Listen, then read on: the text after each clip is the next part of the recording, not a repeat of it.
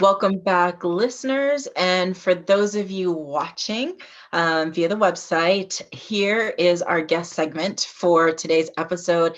And I happen to be the guest. So for each season, at the midpoint, around the midpoint, I usually hand the mic over to one of my clients to do the interviewing. So we've switched up the host or hostess for today's episode, and I'm actually giving the mic to someone you've heard from before in season 1. I believe Shirley joined us for the first season and shared some of her perspective on living with authenticity and how she shows that in her day-to-day, and gave us some gems to walk away with. So for those of you who missed that or need a refresher, I definitely encourage you to go back and listen to that episode. And then for today, embrace this time with Miss Shirley Moore as I deep breathe and give her over the mic to guide us through today's episode and her questioning of me. And yes, I am nervous. Go ahead, Shirley, it's all yours. Hello, Farah. Thank you so much for having me. I am so excited. You are my victim. She's not playing. She's very serious. So for those of you that don't know me, I am Shirley Moore, and I am the owner of Be More Interpreting, which is an interpreting and translation firm here in Pawtucket, Rhode Island, where I'm at. I also own a consulting firm and do dabble with a few different things. But today I'm just here as a client and as I would love to say as a friend, because Farah and I have been in each other's life in one way or another for a very long time. So I'm just excited to take the helm today. And so we're going to jump right in, Farah. And just so that folks know, I did send the questions ahead of time to Farah, but she hasn't had a chance to look them over. So I did not do my homework. I did not do my homework. But it's okay. It's okay. It's all right. We're going to pull that string. No. Don't That's what Farah says in coaching. And to be clear, it's thread. There we go. All right. So the first question that I have for you today is, besides coach, what other roles do you have, and why are these roles important to how you show up every day? Clarification. Do you mean personally or professionally or both? However you want to answer Look at you pulling a Farah. Okay, so I'll start with personal. The relationships that are important to me is just every form of family that I am, sister, aunt, daughter, you name it. Like all of my family roles are very important to me, because those are the relationships, i.e. the roles through which you truly do get to see the whole of me. In that there's nothing but authenticity there. There's never a pause on who I am. Sometimes it could benefit from a pause, but they don't get that in my family. And also just always intention, which again with family is love first and foremost, with a little bit of a dose of accountability in every interaction, but that intention is there. And so those roles, I would say, the most important to me, just in getting to see who I really am as a whole. The other role is that of friend, because my friends for me actually fall into, and I don't want to make this sound like there's separation, but there is, especially as I think we grow in wisdom, we are able to better discern for us who's in our community as a friend, who's in our kind of just at large network, but is a friend. And also what I'm learning is the importance of your tribe. And so those roles, I wouldn't say that I show up differently. I'm the friend in those roles, in those relationships, but I do benefit differently in those roles. For example, even right before we hopped on, I was with a tribe member of mine who's also part of my board of directors, and they get to see probably the most vulnerability with the most license to also hold me accountable. And then professionally, yes, the coach, but trusted advisor and consultant as an HR professional. And those things are very different. They may all sound like, well, advisor, coach, consultant is the same, but they're very distinct roles. Um, and anybody who gets to observe me in those roles, what they're observing is a lot of agility, which I think I could go into a whole diatribe on this, but or monologue on this, but I think some of us, by the nature of the diversity that we bring to the table in every conversation, that's as women of color, just have, I'm going to say, an advantage over most because of the default need for agility. And so in those three professional roles in particular, I think folks would see different facets of who I am. So to get the full picture of me, it's any family relationship, any friend relationship with distinction in those roles. And then on the professional side, this coach and advisor and consultant HR professional. I love it. I loved how you brought up the default of agility, default agility, right?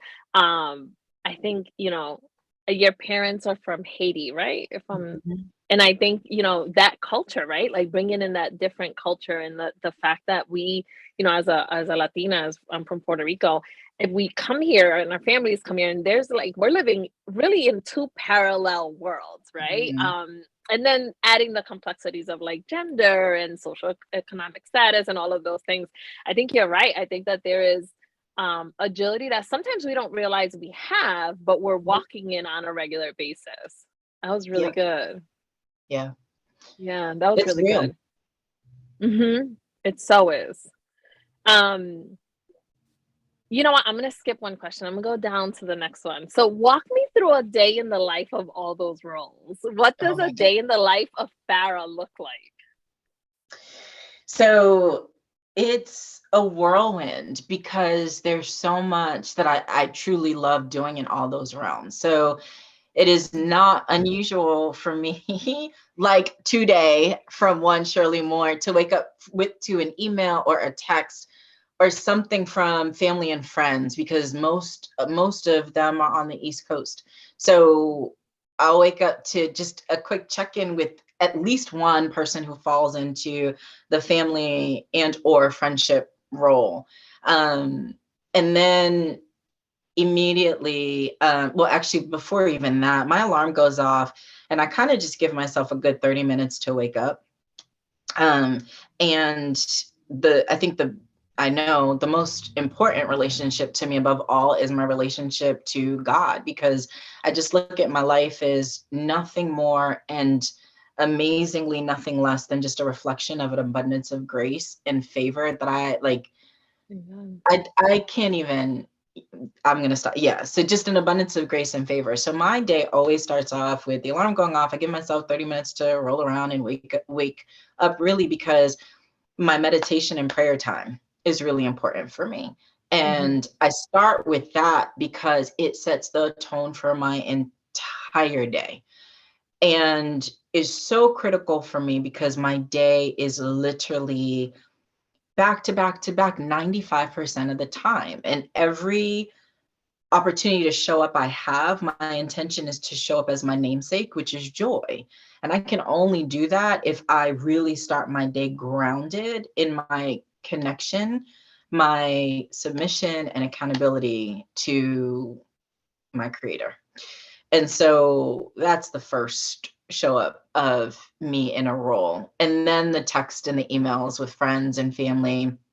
And if I'm lucky enough to not have a super early start day, there may be a phone call, probably to my mom, or I have a friend whose mom I also call mom, and somebody connection personally, that I start off with, and then I kick into my work day, and all day long, I am flexing between advisor and coach as an HR professional. Today in particular, I had to be exceptionally intentional about that because there's often an expectation of being rescuer Mm. in those roles. But I believe that everybody has the capability within them to solve whatever problem they are confronted with. And therefore, I look at HR, I am not the rescuer. I am not the HR police often depicted in, sitcoms and whatnot. I am your advisor. I am your coach. And when we're dealing with really big macro issues, I get to show up as a consultant. But you, as an owner of the business leader, you own it. So you don't get to cop out. And the agility in that every day, oh my gosh, it's intense all day, every day. And then usually, like we are now, after hours, it's either the podcast, a coaching session, or sometimes I've gotten up to like 5 coaching sessions at the end of the day one time. And so, Oh my. yeah. Yeah. And for our listeners, Shirley's eyes just got really, really big. But it's 5 of all, me back to back. That's all I thought. but you know what it is too? Everybody's always like, but aren't you tired? Aren't you exhausted? Like truly, truly, true. You saw, like I just told you, today was hard. Today was really intense. And like I hopped on and I knew I was getting time with you. I knew we were doing, like, I'm amped and I have a meeting right after this. So it's not like these moments in this role for me, in all of the roles, are actually ever really draining, which can be dangerous, which I'll come back to, but they are refueling for me in different ways. And then I actually do have a call with my friend's mom, whom I also call mom, because we just haven't caught up in a while. And she checked in on me last night, and I just didn't get back to her in time. So my day usually starts and ends with personal relationships. In the details of the day are advisor, coach, consultant, HR executive.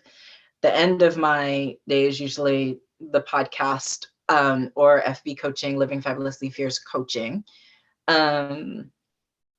Oh, and then there's my workout. Mondays and Thursdays are my off days.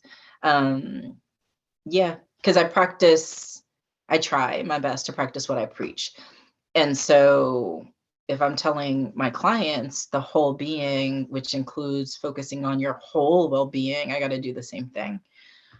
And so I now don't know if I've actually answered your question fully, but I think I gave you a little bit of insight into my day and all the roles. Most definitely. I want to go back to the beginning when you were talking about how folks see you as rescuer, right? And I just pictured you coaching yourself through while you're coaching them. And so, can you walk us through the steps you take when you're coaching yourself in those moments? I mean, something happened today, and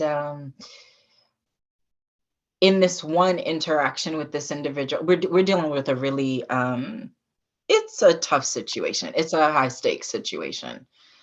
And the leader I was advising pushed and asked for some coaching, which I gave him. Totally fine, within bounds, all good to handle. And then asked, but do you think this is the right thing to do? Because I really like this person and I don't want this course of action to harm them. And I didn't answer. Because as a coach, you know the answer. I know that there is actually a right and a wrong here. And I trust that I don't have to take this on for you to figure out. I know you know the answer. And so the in the moment coaching is, Farah, there's a ping coming through. And pings for us, in this digital world that we live in, and where everything is a text or a ping or email, and we feel like, oh, well, it came through this mode, so I have to respond right now. No, I don't. I really don't. And that's part of my processing is like, he's gonna be okay. And by the way, you got 5 other ones, so prioritize. And what he's asking for is rescuing. That's not my mode. And so that being the case, it kind of gives me air cover to myself to let him handle it. And literally he did, because he can, and I believed he could, and the right outcome was at play. And then I'll be, fully transparent here is I didn't come up with that word on my own. I know that's kind of how I operate, but it wasn't until, again, what I tell people to do, I do myself. My coach and I were talking about my leadership model and brand, and I think, I said part of my mode, actually, this is so funny. And this part of my mode of operating is advisor and coacher. Mm. And she said, not rescuer. And I said to her, you know what's so funny? I would have never come up with that word myself. But when you said it, yeah, that's exactly what it. I'm not a rescuer. That's Mhm. not for me. And so the intention around that's the coaching that I do for self in the moment is this person's got it. That question is actually not even a question, and you'll figure it out. And when I I love really that. feel like I have to challenge myself not to just go in and save, like that person makes a whole lot more money than me. They'll figure it out. And if they can't, they need to put me in check. Real talk. I love that. I love that. It's But funny at the sometimes when end, I'm yeah, go ahead. I was gonna at the end, if all else fails with my like really pausing, I just always remember the people like that I work with, they're doing all right. Like Mm. really, really, really, really all right. As an HR exec, I know. Right, right, exactly. That is so funny. It's funny because I was talking to someone today and I was saying to them, the best way to know what you need to delegate is to like make a list of like a day in Yep. the life, right? What you're doing. But you're not, you're like, you know what? I'm not gonna even engage that because that I'm delegating that to you. That's in your Yeah, that's in your yeah. tax bracket, not in mine. Very That much was so so. Very, very much so. so good. So good. I loved it. Um So, Farah, if money and time were no limitation, no boundary, no limit, what would you be doing and why? So, so many things, but okay. Personally, like travel, travel, travel, travel, travel, travel, travel, like everywhere. Yeah, I'd be everywhere. I would literally be everywhere. Um, Just on a it's jet. Of course, of course, of course. And it's so funny because as I look up, so these pictures are of places that so sorry for the listeners, I'm pointing to pictures in the room that I'm in, are from places that I've been. I'm looking at a picture from the Taj Mahal when I was in India. Travel for me, it just very early on when I was gifted an experience from one of my teachers in high school. Um, it always just made my world bigger. Mhm. And if time and money were not an object, I would focus on how to make my world bigger and bigger to make me better.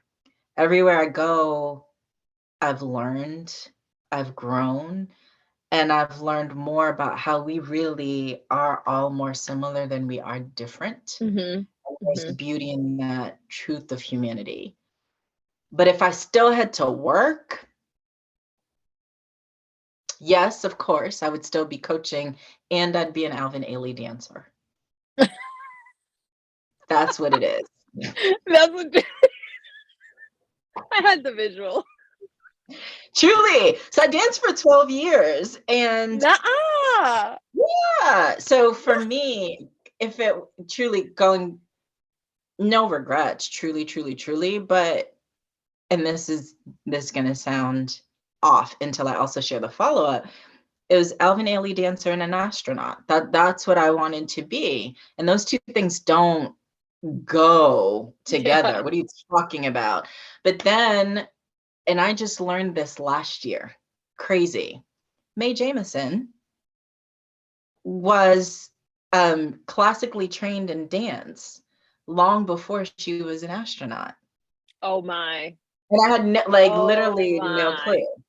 And so I still think that that's a crazy combo, but it's a cool crazy combo because somebody did it. Well, she wasn't an Yeah. Alvin Ailey dancer, but she was classically trained. So, I mean, if I had to still work, I would, train up as it. I mean, this would require lots more training early on.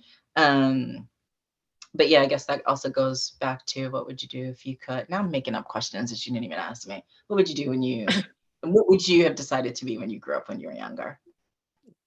Which was an Alvin Ailey dancer and an astronaut. Hmm. I love it.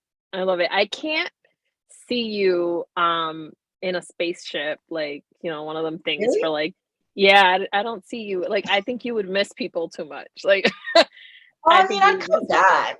I'd come back. Yeah. Yeah, you'd be the one that brings things and comes back, that's what you be the runner. I at that, I'd be lying if I said no, that's not true. I definitely Like, oh no, I can't stay here that long." wait. That is so funny. I love it. Um, this is an interesting question. I do have, like, a travel question, I'm gonna come back to that later on. But, like, you've been the only in many, many rooms, right? And Yeah. so, I wanted to see if you could share with us how you mastered the art of being an only with intention, in spaces without losing your mind. Um, Dun, dun, dun. yeah. Well, there's so many ways to look at it. I would say to date, how I've managed it is by managing it. What I mean by that is I initially take on the role of observer before anything else. Because when you're the only in any space, if you're the only, that means you're on a playing field for a game that you're not familiar with and maybe more often than not, but maybe wasn't built for you to play. Mhm. So I have defaulted to being an observer so I could see how the game is played. What is the game that's being played here? What's the strategy that I need to implement um, to first even be on the field or on the court? And then how do I navigate with what I've got? What I mean is, in the game, may not be the tallest, you may not be the fastest, but what have Mhm. you got that you can bring the game? And so for me, as the only more often than not, it's just a different viewpoint. It's a different lens. It's a way of challenging what is the status quo. Um, and so I think that is how I've done it. What I am practicing is because unfortunately it doesn't change. If or it hasn't changed for me. I am now proactively trying to think about how it doesn't matter. And so, example, the last two roles that I've been in, including the one that I'm in, I don't think I've ever had a client leader, like as my client, who's been more inclusive of me, who have been more inclusive of me. So the last two people. And so if I knew I had that, like especially in the last role, because this is day 6 in the current role, um, how does it not matter that I'm the only in the room? And I always remind myself that it's because I'm in the room and they want me here. They actually want me here. And what does it mean to want Farah Bernier? It means that you're okay being challenged. It means you want the different viewpoint. It means that people are ready for disruption. And so there has been, as of late, for me, less focus on being the only and embracing how I got there as the only, so that somebody who's going to be next can have it just a little bit easier. And also, I had to learn a lesson again recently. It was really sad for me, actually, but it was a good lesson where I was in a really tough conversation, like a really tough conversation in which it was myself and two other, and specifically in this instance, two other Black people. I won't belabor the situation, but it just had to be handled. And I handled it.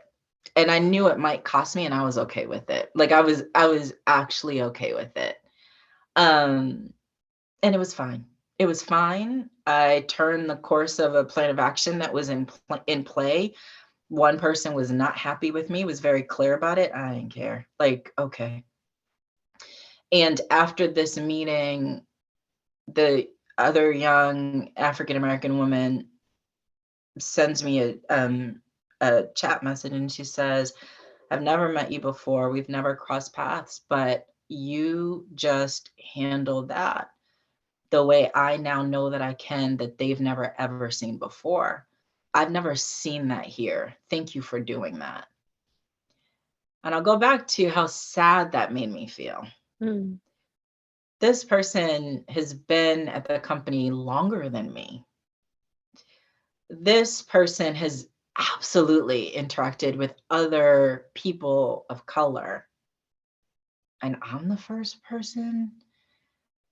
And that really, like, it actually, it hurt, like it really saddened. She meant it great, and I appreciated it. But it saddened me. And also, the reason it was an important reminder for me is because you never, as the only, just do what you do for you. And that's a tax, but take the tax, because the dividends have multiple yield. Because for her, that observation was needed. And now she's even benefited from it, and someone will benefit from her. And so, to answer the question, that's how I have managed. This is how I'm also trying to manage now, a little something different. And then now always reminding myself that it was the reminder that it really is not just you. Right. It is for a lot more onlys. Mm-hmm. A friend of mine, thank you for saying that, because I think that's so real. A friend of mine is the first Latina mayor here in Rhode Island.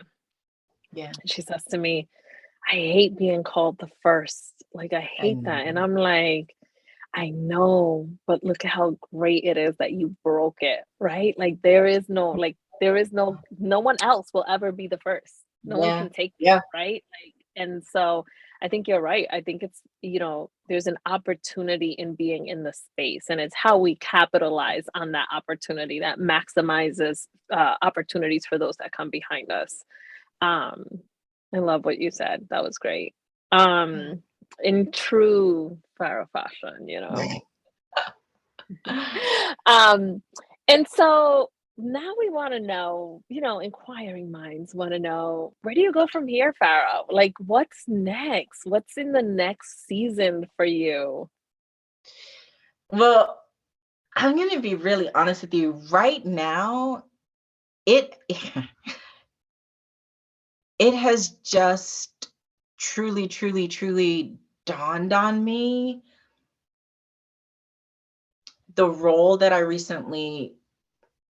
what dawned on me is the impact that the role that I recently took not can have, but will have.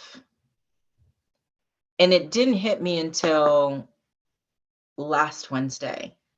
And I can't share everything, but just a little bit of transparency. My day job is partnering with a leader who's literally preparing to change the world through technology. And so where I go from here, right now in this season is soaking up what this means in the way of my contributions to that goal. Just listening and hearing what we're doing and what we're responsible for and what my role will do and be held accountable for in this work. I'm reveling in it. And so where do I go from here is making the very best and the very most of this opportunity that has been presented to me unexpectedly, and just go for it with this incredible leader who has this incredible vision for just some unreal stuff that we're going to accomplish. Yeah, and continuing to hone in on the expertise of coaching through the process, because I believe that will change. I truly, like, this about me. Every person I get to coach from me is a person who will either benefit from someone holding space for their own personal exploration to change their world. Mm-hmm. And so I feel like, wow, this is all coming together. And I'm sitting with it. I love it. Yeah. I love it. I'm excited to see the imprints in the footprints in the sand. I'm really excited. Me too. My last question, what Yeah. vacations are on the horizon? Because I mean, if anyone follows you, then they're looking forward to see where the wine glass will show up next. I love that. I love that so much. And it's so perfectly timed because with current state of affairs, my friend and I were talking, and we're like, do people not realize we're actually still in a pandemic? Like, are people not understanding? But so I've been on pause from travel for the past few years because when I travel, I like to really be less the tourist and more, as much as possible, like a native to wherever I am. And the circumstances of the past few years have not allowed us to do that. But now we're actually trying to figure out, okay, where are we all going to go next? And so there's many options on the table, but we haven't honed in on anything. I can tell you a trip in July is planned for Vegas, but that's about it right now. But we're trying to figure out Morocco. We were going to go in November 2020, and that got the nix. France came up again today, and parts of the Caribbean. So I say all of those things, and we could end up in Tanzania. I don't know, but something is absolutely being planned for 2022. We just need to figure it out first. And no more variants, please. In the name of Jesus, please, no more variants. And if the variants come, the blood of Jesus comes. And it's so just wild to me because we really have been on an adult timeout. Yeah, but we needed it. We did. We desperately did. But I'm excited for what the next travel will be, and it will be big because I need to get back to travel. So unfortunately, I don't have anything planned except for July.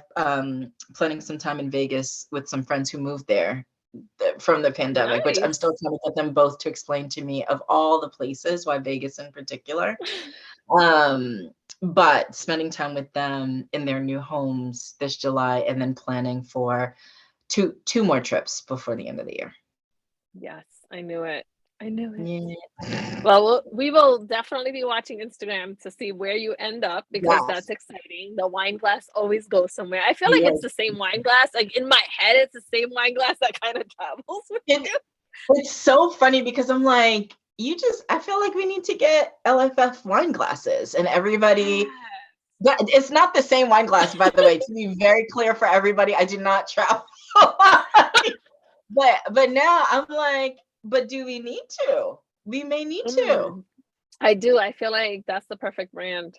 Like, For anybody who I could be does not, sitting right here. I have that, by the way. And you're right. You're absolutely right. But for anybody who does not drink, you're still allowed to participate. We'll get you non-alcoholic, whatever. Yeah, But I yeah, we don't drink, maybe but I'll definitely put some water in a wine glass. no, you will not. Maybe seltzer, but we do not allow Maybe water I'll in the take that. wine I'll take glass. seltzer. Okay, perfect. Well, we have to wrap up today, even though when Farah and I get together, it is like a Yeah, bunch I of was gonna say talking. We never, that flew by. it really did. I was Holy watching the time. smokes. I'm like, it's Yeah, 9:45. Oh. this is what happens when I'm not the hostess. I'm like blah blah blah blah blah. But sorry, keep going. Yes, this is your mic. So we are we are wrapping up. Farah, thank you so much for having me. This has been full of gems, and as always an amazing time to just be with you, be in your presence. This is the Living Fabulously Fierce podcast with Farah Bernier, and with that, we're signing off. Shirley, thank you, thank you, thank you. Love you so much. Appreciated this time with you. And that was the best sign off ever. So I'm just going to shut up and say bye, everyone. Bye.